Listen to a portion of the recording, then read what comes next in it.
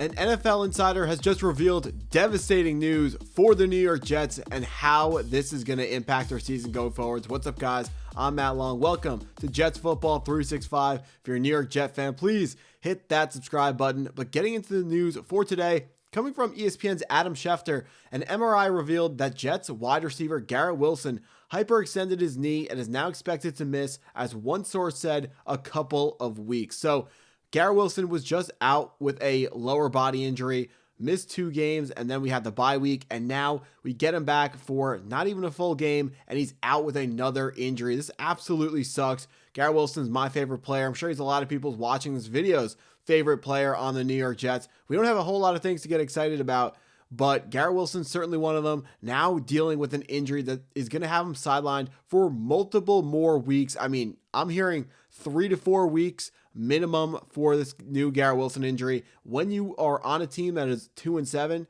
you got to make sure you are not rushing your stars back. So imagine at the end of 3 or 4 weeks, when he gets reevaluated and when we figure out how early do we want to bring this player back, you have to make sure you're playing it on the safe side when it comes to a superstar wide receiver like Garrett Wilson. I don't care if he doesn't have any Pro Bowls. He's still a superstar in my book. He should be a superstar in your book as well. We need to get Garrett Wilson back, but we have to make sure we're doing it smart. We cannot rush this player back. Have to make sure that when he gets back on the football field, he does it as close to fully healthy as possible. I know when you're playing in the NFL, you get so many bumps and bruises that it's pretty much impossible to stay fully healthy at all times. So I'm not asking for Garrett Wilson to get there, but he's got to get back to a way where if he continues to play, he is not going to be at a higher risk for re-injury, because we want to make sure that this injury doesn't balloon into something worse that could be career altering or career threatening. We want to make sure that we get our guys fully back healthy next year, when unfortunately we have got to wait that long for the Jets to be playing meaningful football games. But you want to make sure that we are doing things right. If we want to take a look at where the state of the wide receiver depth chart currently lies, with the Garrett Wilson being out, not a whole lot of sunny spots, but one thing that we can look forward to is the new trade acquisition, Adonai Mitchell, getting a larger opportunity. Adonai Mitchell was acquired from the Indianapolis Colts in the Sauce Gardner trade. You may remember Sauce was traded for 2 first-round picks, one in 2026, one in 2027, and then they tacked on their 2024 second-round pick, Adonai Mitchell. Adonai Mitchell was drafted out of the University of Texas and is a 6'2" big body deep threat who ran a 4.3, I think it was 4.3 something real fast at the NFL Scouting Combine. Adonai Mitchell is someone that I am very excited to see him get more playing time and more opportunity. He was a healthy scratch in the first game because he wasn't ready to go. We just acquired him that week in a trade. We acquired him early morning on Tuesday, so we had to make sure that he was fully up on everything that was going on in the offense of the New York Jets. When you have a struggling quarterback, you don't put other guys that are going to be struggling as well around them. We have to make sure that everyone is on the same page, and Adonai Mitchell just wasn't ready to go communications wise. So this guy, he is going to be a deep threat, like I said, going to be able to find ways to stretch out the defense, and it is probably the only silver lining of Garrett Wilson being injured is seeing Adonai Mitchell gonna get more reps, because he was a second-round pick. This is a guy with a lot of talent. He just has to find a way to put it all together in the NFL. He caught what should have been a long touchdown against the LA Chargers for the Indianapolis Colts, but dropped the football on the 1-yard line,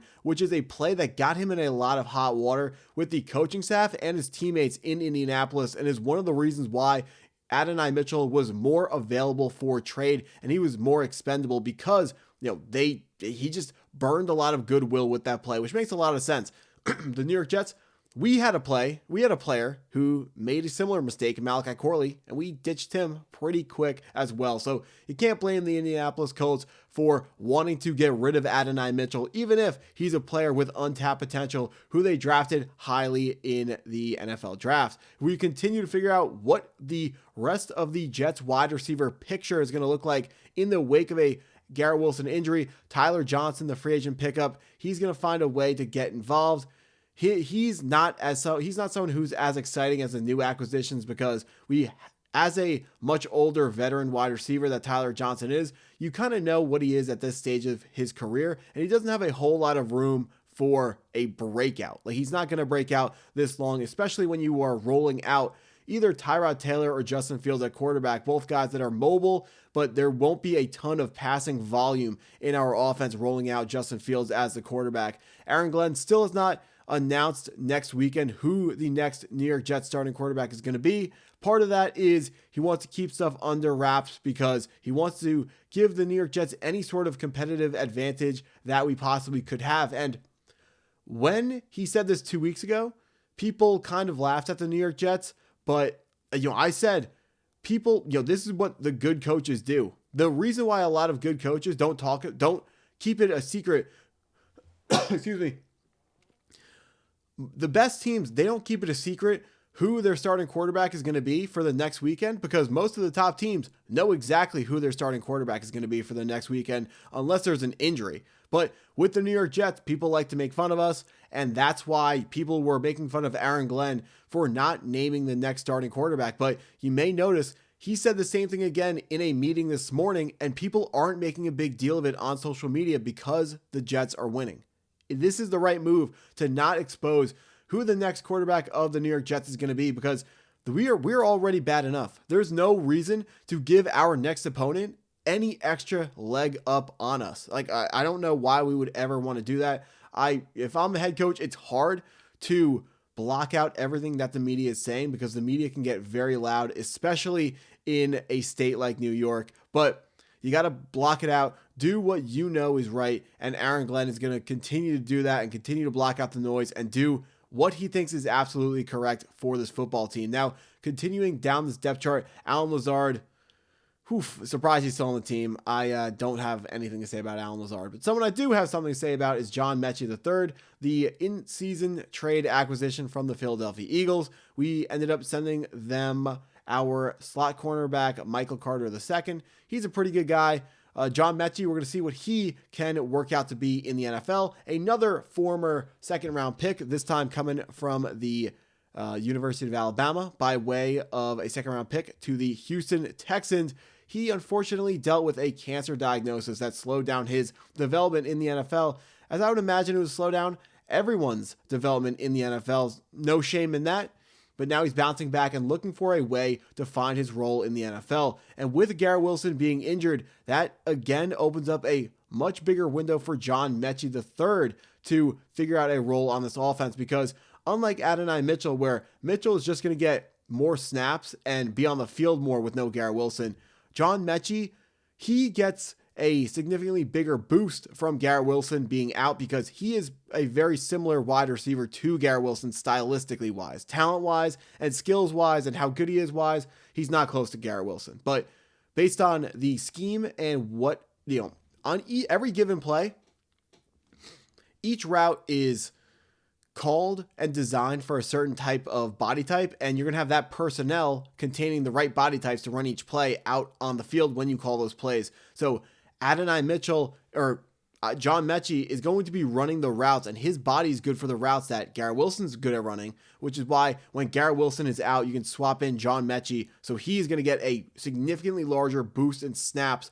with the Garrett Wilson injury, instead of Adonai Mitchell only getting a small boost in stats. But John Mechie is another guy that Jet fans can be a little bit excited for, because first of all, any sort of change that brings any sort of hope is fun to watch. So I'm excited to see what John Mechie can do. He's got a pretty cool, crane celebration when he gets in the end zone that we saw a lot at Alabama, but not so much in the NFL. And I do think that Mechie has a great story. How can you not root for a guy who dealt with a extremely serious diagnosis and then came back to continue playing football at the highest level in the NFL? Very excited to see what John Mechie continues to bring to the table. Is Arian Smith going to break out with Garrett Wilson out?